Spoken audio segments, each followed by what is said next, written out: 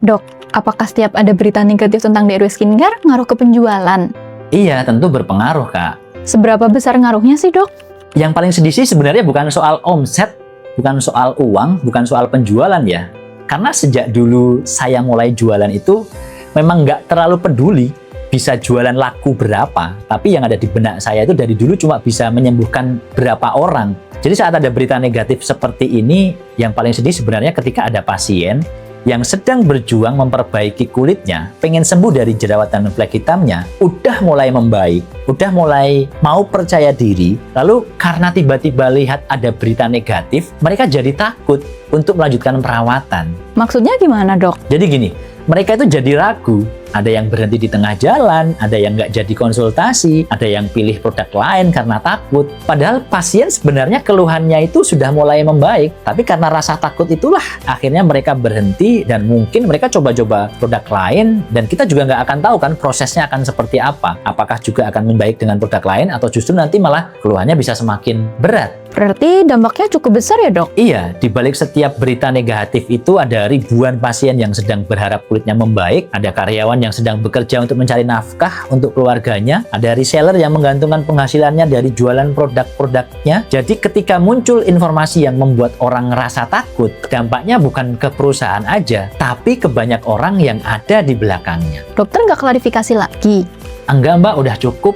Udah terlalu sering klarifikasi. DRW Skincare itu udah pernah direview banyak teman sejawat saya. Dr. R pernah, Dr. O pernah, Dr. G pernah, Dr. M pernah, Dr. J pernah, Dr. C pernah, Dr. I pernah, Dr. S pernah. Dan semua sejawat saya ini juga pengusaha dan bisnisnya sama dengan saya. Sama-sama punya klinik kecantikan, sama-sama menjual skincare juga. Kita juga sama-sama punya tujuan baik kok untuk kesembuhan pasien kita. Jadi ya setiap saran dan nasihat dari mereka, insya Allah kita ambil hikmahnya dan kita jadikan motivasi untuk terus memperbaiki produk-produk kita dan juga layanan kita ke depannya. Apa yang paling dokter rasakan saat ini? Jujur ya sedih ya, ini tahun ke-11 sejak 2015 yang lalu kami berusaha ngebantu orang-orang yang memiliki masalah kulit. Jadi ketika ada pasien yang batal berobat karena takut, saya sering berpikir mungkin sebenarnya di luaran sana itu ada orang yang bisa kami bantu. Tapi akhirnya tidak jadi mendapatkan pertolongan karena udah terlanjur takut duluan. Prinsip kami sejak dulu sama, yang mau dibantu ya silahkan kami bantu. Kami tidak pernah memaksakan orang untuk mau memakai produk kami. Dan sudah ribuan bahkan mungkin jutaan pasien yang memakai produk kami hari ini mendapatkan hasil yang nyata. Lalu apa yang dokter lakukan? Kami memilih terus berbenah,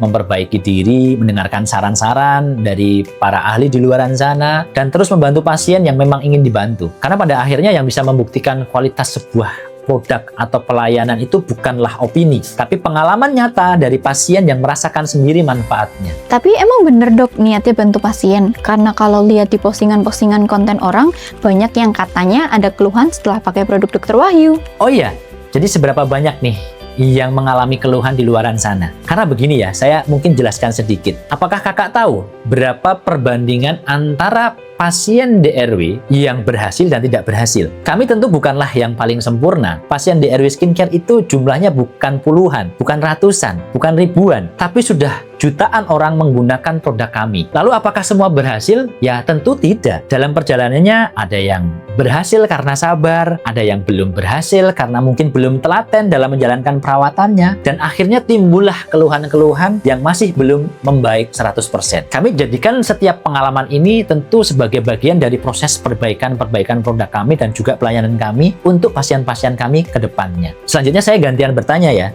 apakah pasien yang berobat ke klinik kecantikan lain atau ke dokter kecantikan atau ke spesialis kulit yang lain juga pasti langsung sembuh sempurna? Dalam perjalanannya juga apakah nggak ada keluhan sama sekali? Tentu tidak, bukan? Pasien kami di DRW Skincare yang pindahan dari klinik atau dari dokter atau bahkan spesialis lain pun juga banyak, dan menurut kami itu hal yang biasa. Begitu juga dengan ketika pasien kami di DRW Skincare memilih untuk berobat pada dokter atau klinik lain, tentu juga itu tidak masalah dan itu adalah hak dari masing-masing orang. Oh iya, bener juga sih dok. Kalau gitu makasih ya dok atas pencerahannya. Hal ini penting banget biar kita semua tahu tujuan Dr. Wahyu sebenarnya apa selama ini dalam bisnis. Saya bisa simpulkan, ini lebih banyak orang mendapatkan pelayanan perawatan kulit yang terjangkau bagi semua kalangan ya. Karena selama ini kadang orang udah takut atau minder duluan untuk berobat ke klinik kecantikan. Yes, betul. Itulah tujuan kami. Bukan banyak-banyakan dapat cuan, bukan banyak-banyakan dapat keuntungan dari jualan, bukan cepet-cepetan kaya, tapi bagaimana kita lebih banyak dapat memberikan manfaat bagi sesama. Maka coba lihat deh, emang kakak pernah lihat saya live jualan? Jarang kan lihat saya posting jualan di media sosial saya. Bagi saya, nominal uang itu nomor kesekian. Tujuan utama kami ingin lebih banyak orang mendapatkan perawatan dan layanan pengobatan jerawat serta flek hitam mereka dengan tepat sasaran. Dengan pengalaman kami lebih dari 10 tahun ini, tujuan saya hanya ingin lebih banyak orang tidak salah dalam menjalankan perawatan wajah yang berujung pada pemborosan uang.